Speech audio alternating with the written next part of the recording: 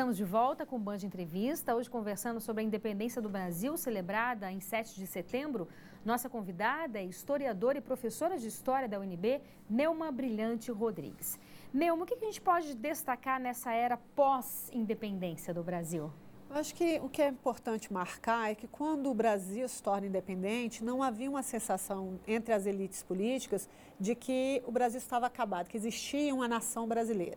Então, uma das primeiras coisas que passou-se a discutir é, afinal de contas, quem era o brasileiro. Sim. E o que diferenciava esse brasileiro, por exemplo, dos portugueses. A Assembleia Constituinte de 1823 vai ser um cenário em que isso vai ser debatido. E um dos temas que causou maior discussão foi, afinal de contas, quem seria esse cidadão e qual tipo de cidadania nós teríamos, né? Depois de vários debates, deixou-se muito claro que o cidadão, o conceito de cidadão, né, essa categoria de cidadão, seria aplicado para aqueles que faziam parte do que ele chamava da comunidade política, o que excluía automaticamente todos os escravos.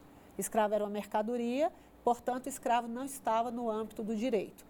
Então, você tem uma parcela significativa da população brasileira que é excluída desse conceito de cidadão. O resto da parcela, ela vai ser dividida entre cidadãos ativos e cidadãos passivos. Os cidadãos ativos eram aqueles que tinham direitos políticos plenos, podiam participar das eleições. A elite? Seria a elite? Não só. No Brasil foi criado o critério censitário. Você precisava provar que tinha uma renda X, e se você provasse aquela renda, você poderia votar. O que significava essa renda? Que você tinha autonomia, você governava a si mesmo. Porque a grande discussão era, você não pode participar da comunidade política, você não pode ser um cidadão ou escolher se você não tem liberdade. Você não se governa, então, estava excluído não só aqueles que não conseguissem provar a possibilidade de se manter, como aqueles que estavam sob ordem de alguém. Os militares de baixa patente não eram cidadãos ativos, os religiosos de ordens religiosas que tinham voto de obediência estavam fora. Então, qualquer um... Escravos, mulheres? Os escravos, eles nem entravam na discussão porque eles eram propriedade.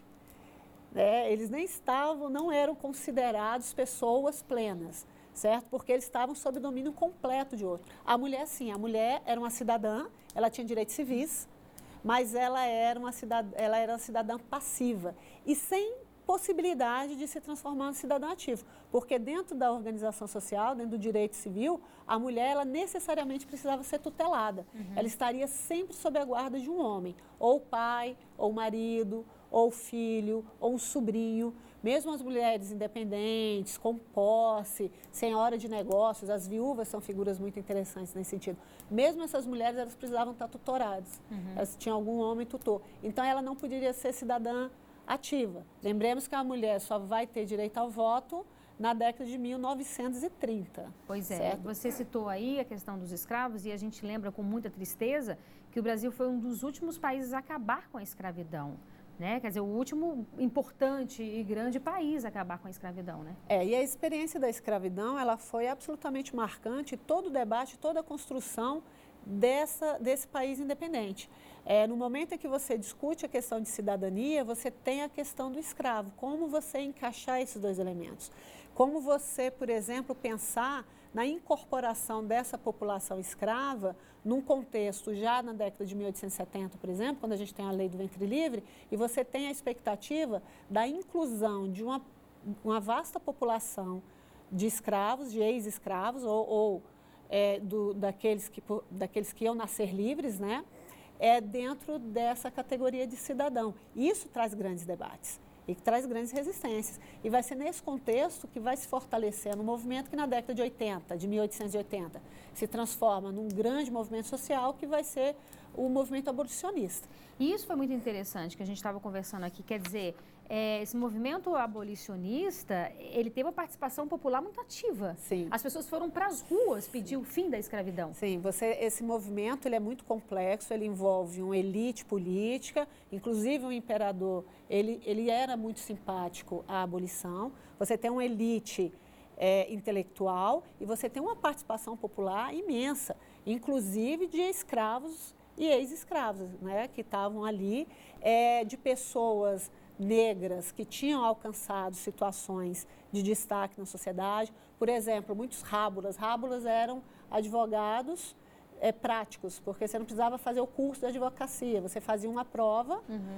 e você, sendo aprovado naquela prova, você poderia atuar como advogado. E a gente vai ter uma série de causas de liberdade sendo colocadas. As pessoas começam a discutir e a questionar a legitimidade da escravidão de uma forma muito sistemática e em diferentes campos, na cidade, nos movimentos políticos, no campo, desde de ações institucionais, como projetos de lei, a ações de ataques a fazendas que tinham escravos, assassinatos de proprietários, né? E você tem uma resistência muito grande dos proprietários.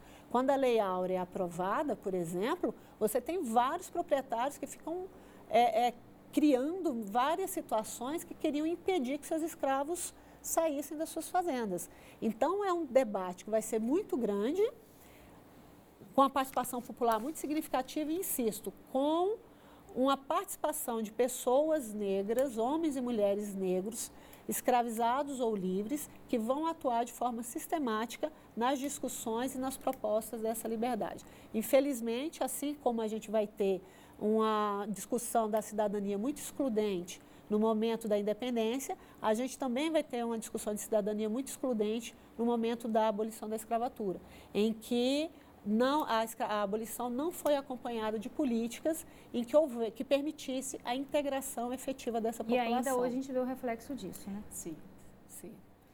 Então tá bom, muito obrigada pela sua participação aqui, viu? Excelente mesmo. Conhecer um pouco mais da nossa história. Obrigada pela oportunidade também de conversar com o grande público, né? Bacana. Obrigada.